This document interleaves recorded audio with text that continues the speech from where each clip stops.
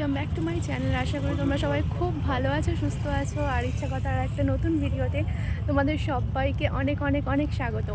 তো আজকে রবিবার আর কালকে চলে যাব আমরা। তো তার আগেই আমরা চলে এসেছি এখানে।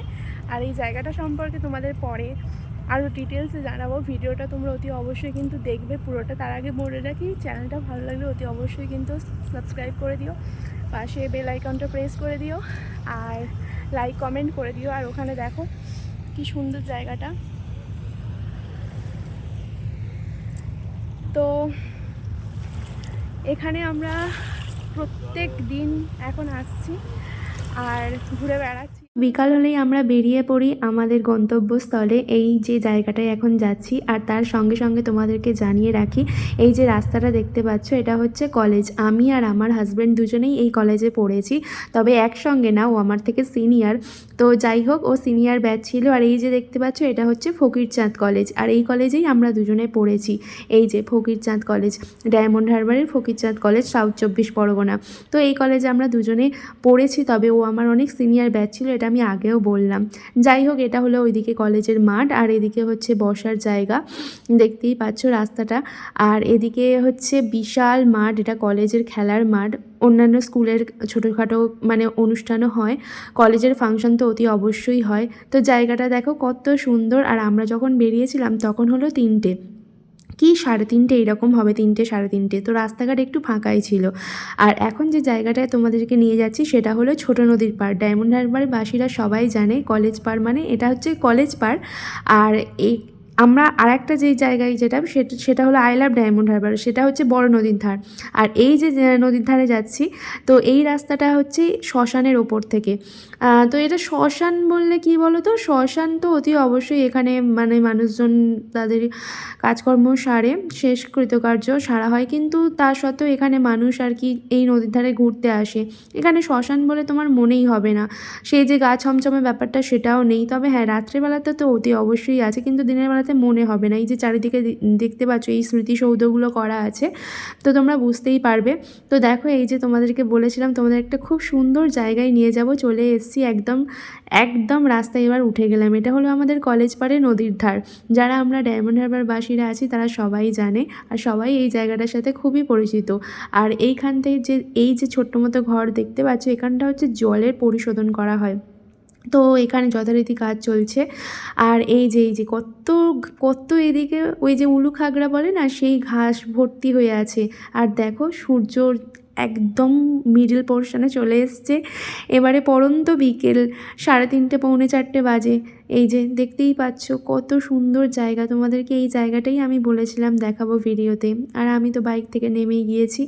তো দেখো এখানে মানুষজন আস্তে আস্তে শুরু করেছে আসা। আর আজকে যেহেতু রবিবার ছিল, তাই এবারে আর কিছুক্ষণ পরে দেখবে মানুষজনের এখানে যাতায়াত ভর্তি হয়ে যাবে। আর এই জায়গাটা না এত সুন্দর, এত সুন্দর মানে বলে বোঝাতে পারবো না। ভিডিওর মাধ্যমে আমি কতটা তোমাদের সামনে তুলে ধরতে পারবো জানি না, তবে এর প্রাকৃতিক সৌন্দর্য না এখানে এসে উপভোগ করতে পারলে বুঝতেই পারবে না যে জায়গাটা কতটা সুন্দর। আশা করছি ভিডিওর মাধ্যমে আমি যতদূর পারবো তোমাদের সাথে শেয়ার করছি, সেটা তোমাদের ভালো লাগবে। তো দেখো, আমি এখানে একটু ভিডিও করছিলাম আর বলছিলাম তুমি একটু মানে আস্তে কথা বলো। তো আমি ভিডিও করছিলাম ওই জন্য, আর ওকে তাকাতে বলছিলাম বারবার, কিন্তু ও তাকাচ্ছিল না, কারণ প্রচণ্ড রোদ। ও ক্যামেরার দিকে, আমিই ঠিকঠাক তাকাতে পারছিলাম না, আর ও তাকাতে পারছিল না। তো যাই হোক, একটু এখানে দুজনে মিলে বসেছিলাম। তারপরে হাঁটতে হাঁটতে আবার এই যে যাচ্ছিলাম রাস্তা দিয়ে। আর ওই দিকে দেখতে পাচ্ছ, ওইদিকে মানুষজনদের ঘর রয়েছে। আর এই যে বট গাছটা দেখতে পাচ্ছ, এটা কত সুন্দর না, একদম পুরো ছায়া দিচ্ছে।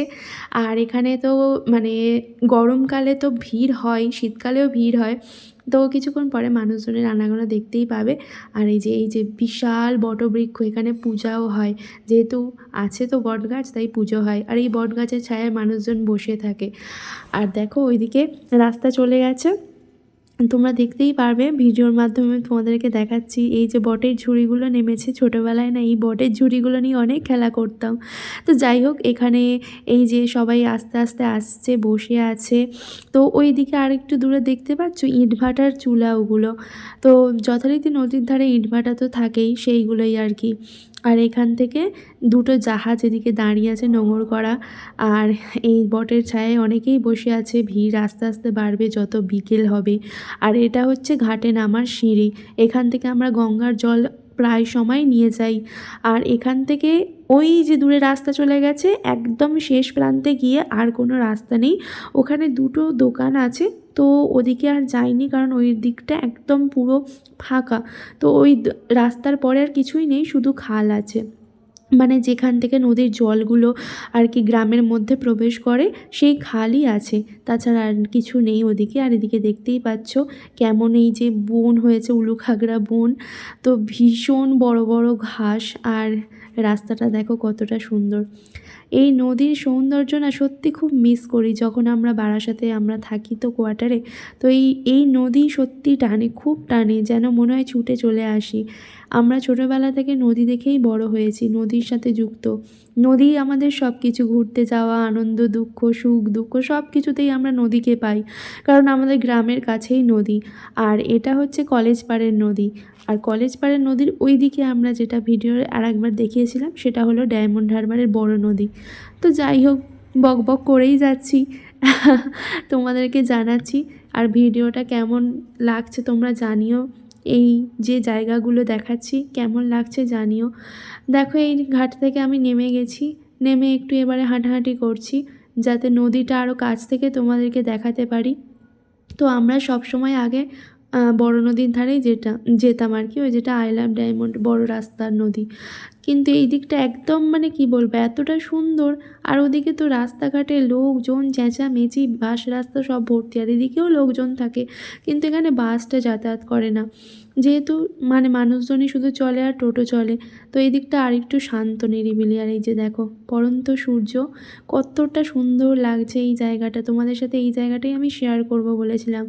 আর এটা আমাদের বাড়ি থেকে মোটামুটি অনেকটাই দূরে, আমার শ্বশুর বাড়ি থেকেও অনেকটা দূরে, বাপের বাড়ি থেকেও অনেকটা দূরে।